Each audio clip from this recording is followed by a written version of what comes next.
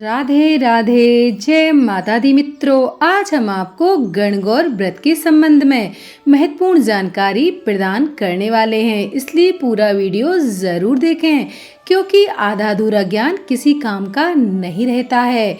1 अप्रैल को गणगौर का व्रत रखा जाएगा। गणगौर व्रत की पूजा विधि। गणगौर व्रत के दिन सुबह स्नान करके स्वच्छ वस्त्र पहनना चाहिए। इसके बाद मिट्टी से भगवान शिव और माता गौरी की मूर्ति बनानी चाहिए और उन्हें सुंदर वस्त्र भी पहनाने चाहिए। इसके पश्चात विधि पूर्वक भगवान शिव और माता पार्वती जी की पूजा करनी चाहिए। पूजा के दौरान माता पार्वती जी को श्रृंगार का सामान अर्पित करना चाहिए। भगवान शिव और माता पार्वती जी को चंदन, अक्षत, रोली और कुमकुम लगाना चाहिए। इसके साथ ही उन्हें दूर्वा भी चढ़ानी चाहिए। भगवान शिव और माता पार्वती जी के समक्ष धूप और दीप जलाना चाहिए। उन्हें चूरमे का भोग लगाना चाहिए। एक थाली में चांदी का सिक्का, सुपारी, पान, दूध, दही, गंगा जल, हल्दी, कुमकुम और दूर्वा डालकर सुहाग जल तैयार करें। फिर दूर्वा से सुहाग जल को भगवान शिव और माता पार्वती जी पर छिड़कें और अंत में इसे घर के सदस्यों पर भी छिड़कें। गणगौर का महत्व। राजस्थान में विवाहित, नवविवाहित और अविवाहित महिलाएं गणगौर की पूजा करती हैं। इस पर्व के संबंध में मान्यता है कि यदि विवाहित और नवविवाहित महिलाएं भगवान शिव और माता पार्वती जी के प्रतीक ईसर और गणगौर की पूजा करती हैं तो उनके पतियों की उम्र लंबी होती है। वहीं अविवाहित महिलाएं इस त्योहार को मानकर भगवान शिव जैसे पति की प्राप्ति की कामना करती हैं। गणगौर उत्सव क्यों मनाया जाता है? गणगौर पूजा महिलाओं के लिए बहुत महत्व रखता है। यह देवी गौरी या पार्वती जी का सम्मान करते हुए विवाह और प्रेम का जश्न मनाने के लिए मनाया जाता है। खास तौर पर राजस्थान में यह माना जाता है कि वैवाहिक प्रेम और पूर्णता देवी पार्वती का प्रतिनिधित्व करती हैं। विवाहित और अविवाहित दोनों महिलाएं गणगौर उत्सव में उत्साह पूर्वक भाग लेती हैं। शिव और पार्वती जी की मिट्टी की मूर्तियां बनाती हैं, उन्हें आकर्षक कपड़े पहनाती हैं और गणगौर पूजा करते समय उनकी पूजा करती हैं। वैवाहिक सुख की प्रार्थना के लिए महिलाएं दिन भर उपवास रखती हैं। गणगौर के दिन स्वादिष्ट भोजन तैयार किया जाता है। गणगौर पर्व के रूप में मनाया जाता है। इस बार गणगौर का पर्व 1 अप्रैल को मनाया जा रहा है। आइए जानते हैं माता पार्वती को प्रसन्न करने के 10 उपाय। 16 श्रृंगार का दान। माँ पार्वती को प्रसन्न करने के लिए 16 श्रृंगार का दान करना चाहिए। लेकिन यह वीडियो आगे देखने से पहले आप सभी से विनम्र निवेदन है कि यदि आपको वीडियो पसंद आए तो प्लीज़ वीडियो को एक लाइक ज़रूर करें, चैनल को सब्सक्राइब करें और कमेंट बॉक्स में जय माता लक्ष्मी ज़रूर लिखें। माता लक्ष्मी की कृपा आप सभी पर हमेशा बनी रहे। तो चलिए दोस्तों वीडियो को प्रारंभ करते हैं। नंबर 1, इस दिन माता गौरी को सुहाग की संपूर्ण सामग्री और भगवान शिव को सफेद वस्त्र अर्पित करते हैं। पूजा के बाद भोग लगाया जाता है और फिर आरती करते हैं।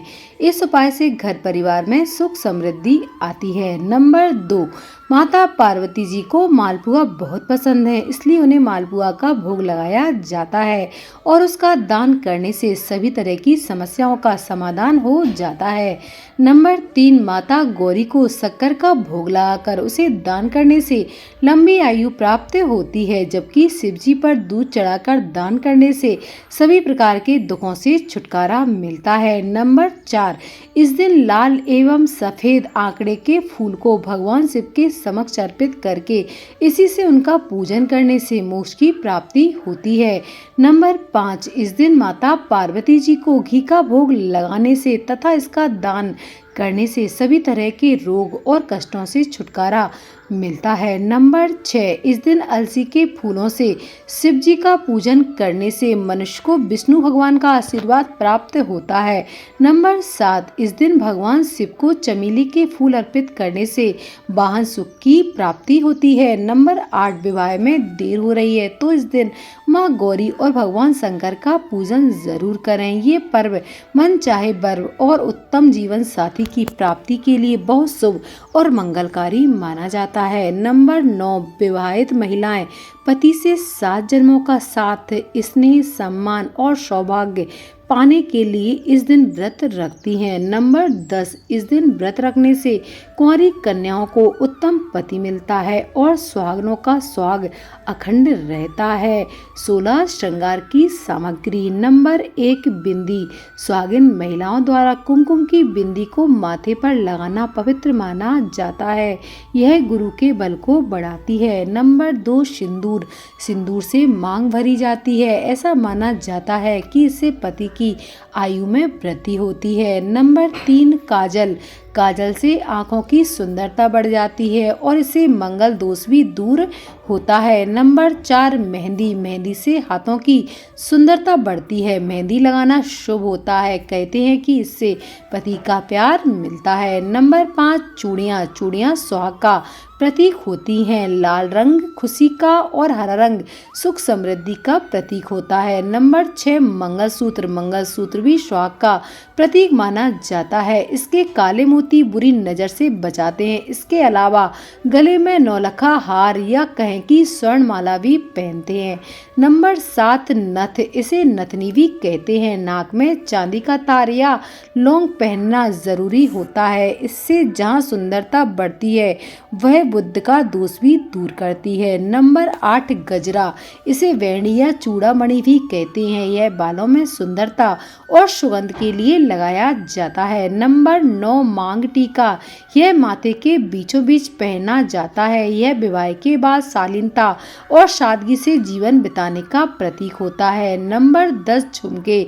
इसे कुंडल और बाली भी कहते हैं। कानों में स्वर्ण बाली या झुमके पहनने से राहु और केतु का दोष दूर होता है। यह इस बात का भी प्रतीक है कि ससुराल वालों की बुराई करने और सुनने से दूर रहते हैं।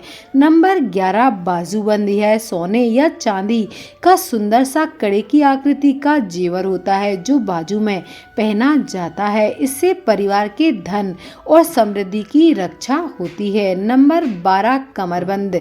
इसे तगड़ी भी कहते हैं। यह कमर में पहना जाता है। यह इस बात का प्रतीक होता है कि सुहागिन महिलाएं आप अपने घर की मालकिन है। यह साड़ी को संभाल कर भी रखता है। नंबर 13, बिछिया। इसे बिछुआ भी कहते हैं।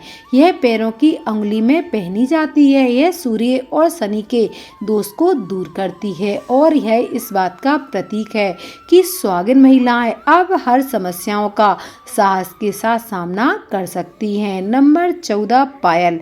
इसे पाजेब भी कहते हैं। पायल और बिछिया दोनों ही चांदी की पहननी चाहिए। दोस्तों, यदि आपको वीडियो पसंद आई हो तो प्लीज़ वीडियो को एक लाइक ज़रूर करें, चैनल को सब्सक्राइब करें। वीडियो के अंत तक बने रहने के लिए आप सभी का बहुत बहुत धन्यवाद।